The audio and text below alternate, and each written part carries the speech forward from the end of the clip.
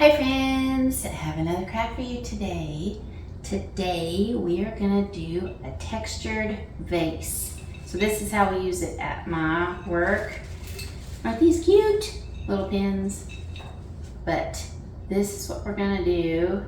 But you can't see great how the texture is, but I hope you can somewhat see it. And then I put a little thankful and blessed on here. I'll show you how I did that. Lots of options, but I'll show you how I did it. And that's what we're working with today. I used a empty glass jar. So this is a pasta sauce jar that I used. And so I'll show you how this works. We are going to mix paint and baking soda, one part of each. So I actually have some old chalk paint that I'm going to use, and I'm just going to eyeball it. But when I did this, this one, I just did one part of each. So I'm just basically showing you how this works. You can use acrylic paint or chalk paint. It doesn't matter. The key is the baking soda. So just going to get some baking soda, put it in my bowl, and we're doing one part of each. It doesn't have to be exact. I did measure it out for that one, but it does not have to be exact. You'll figure out a thick consistency. So I'm just stirring this up. And I'll show you on my knife what it looks like. And you can figure out whatever thickness you want. It's not like a paste, but it's not a thin paint either, and you're able to see this. It'll hold on to this a little bit, hold on to my knife, and I'm using this stir with, just like that. But it's not a paste. You can't mess it up, basically. If you put less in, it'll be a little runny, and you might have to use a couple more coats. But if you put more, you might be able to use just one coat. This one right here is 2 coats. So let's see. I'm gonna take my brush and take my jar and take my paint and see what we got. So see how it paints on, and it's got a nice texture to it, a nice thickness. So you can even do more than just one part. You can add a little more if you wanted to, and it might make your coverage a lot better. See? One, it's covering great, right? I'm not going to do the whole jar, just to let you know, so we don't waste time on the video.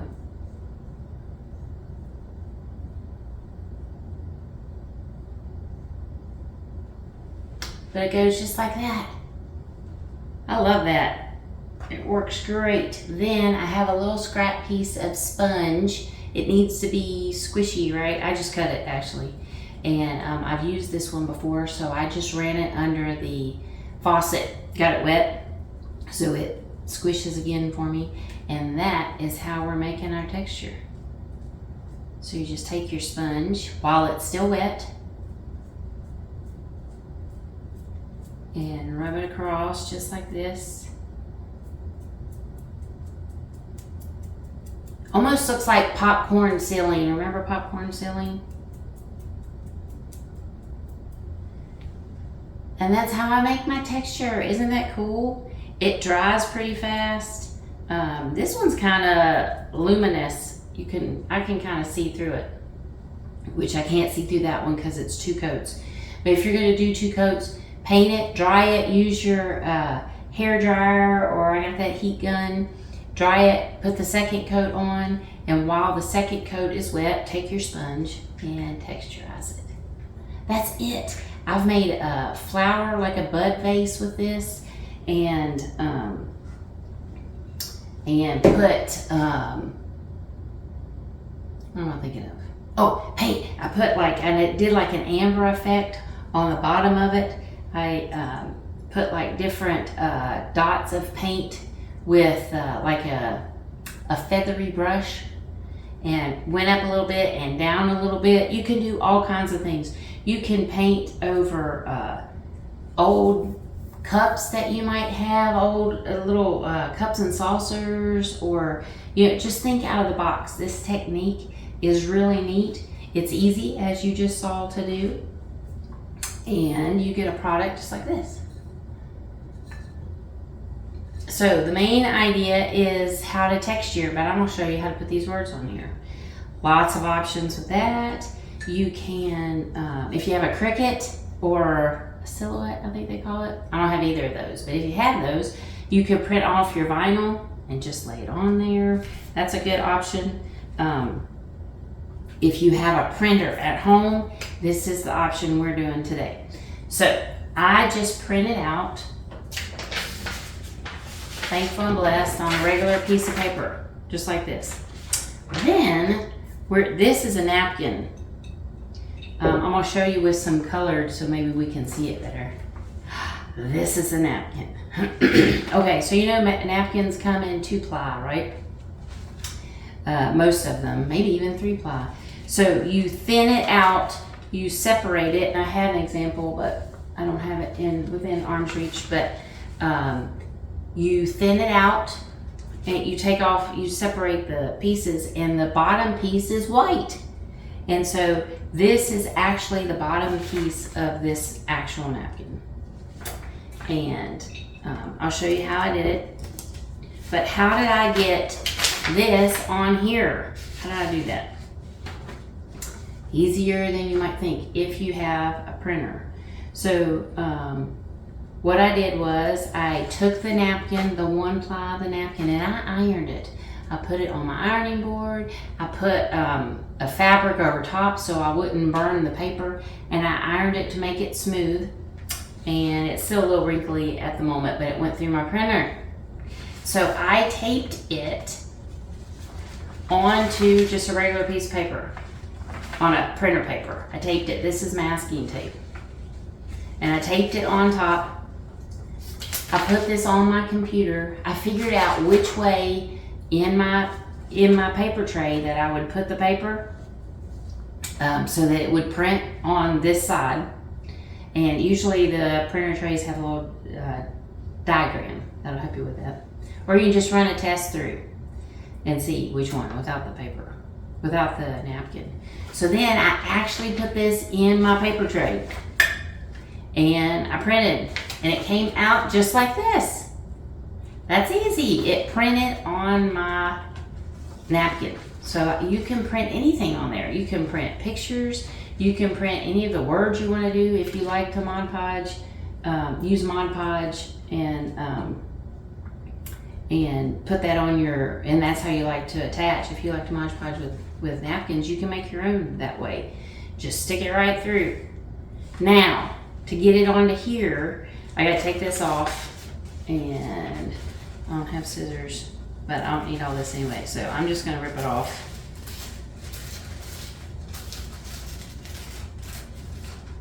Just like this. And see, a little bit of the ink, I don't know if you can see it or not, came through on the paper underneath. The rest of it's on my napkin. So, I need to Mod Podge this on. I figured out my size and stuff. I need to be able to see it, right? And it needs to be smaller. On this one, I have it up close to the words, but since I actually have color on this one, I need to make it look like a different, like a little different pattern to put on there. So I have something clear, some kind of clear plastic. This is like a page protector that I'm going to use, but something bendable and clear so I can see through it, right? And I need to have it upside down on here, because what I'm going to do is I'm going to make this the way I want it. I'm going to paint the Mod Podge on it, and then I'm going to stick it onto my vase, and I'll be able to see through the plastic. So that's the whole point of that. A neat way to get a cute edge is I just have a little bowl of water and a little paintbrush, and I am going to paint around my words with this water, and then I'm gonna get like a tear effect. So I just get it wet and then I pull the tissue. Can you see this? I'm gonna get it wet and then I pull the tissue away and I have like a tear effect. I don't want like a coarse cut. I could just cut it with scissors. That's not my plan today. I'd rather just take my paintbrush. See how that just peels right off? And it's just a little bit of water. And I'm making a square around it. But it's gonna be frayed at the end.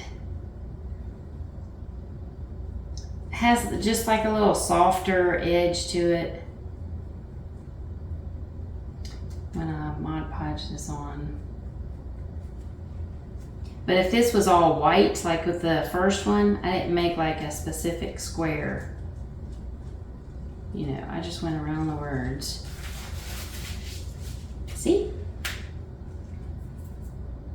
Then I'm just gonna fix it up how I want it. Just pull off a little bit here and there. See how I want it to look. Just taking my fingernail, pulling off the excess where I don't want it to be. I want to add just a little bit of water here because I want to come in a little bit here. Cute! This is turning out cute. I like it. Just taking my fingernail and kind of making the edge where I want it to be. Ooh, I like that. Can you see that? Whoops, here, I'll just pick it up, apparently. See how I have rough edges? And then it's gonna look like this when I get it on there. So, have it on my plastic upside down because I'm gonna pick up this whole thing and place it on there. So, have it upside down where it reads backwards. I have some Mod Podge. I have a brush, and I am going to put it on the actual napkin. I got to be real careful so that it doesn't rip my napkin. So I'm just adding on a little bit and I'm rubbing really soft.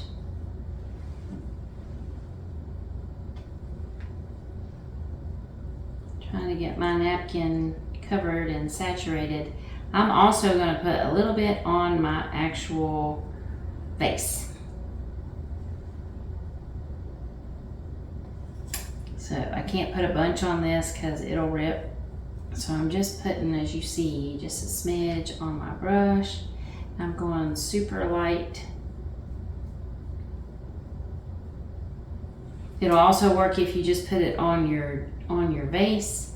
And we want to seal the vase anyway, all the way around. So this Mod Podge is matte, but you can use gloss if you want. But we want to make sure that you can see as little as possible where it's connected. So if we put a cover around it, you've protected your work. This won't flake off. This is not protected right now. It's got that chalky feel to it, but it's not coming off on my hand. This one was sprayed. It's not, I sprayed it with clear adhesive, I mean not adhesive, but protector, you know, like just clear paint to seal it, a sealer. All right, so I am going to put a little bit on the jar itself, or my vase. It was a jar. I've already transformed it. All right, so I'm going to put some on here. Make sure I've got enough. And we're going to seal over it anyway once we get it on here. Maybe a smidge more. But none of this is coming off on me. None of this paint is coming off on me. It just feels like chalk. But it won't once we seal it. All right, then I'm just gonna lay this down on my work area. And don't roll. And place this how I want it.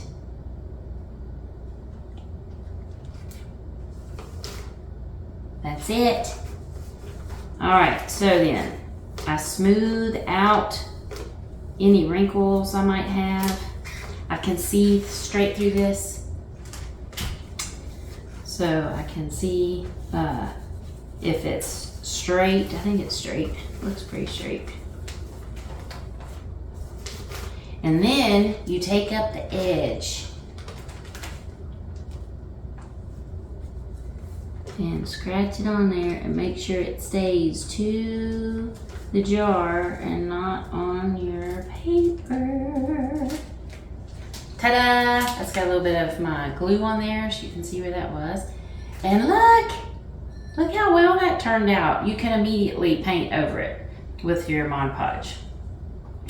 So I'm gonna do that real quick so I don't, so it'll seal.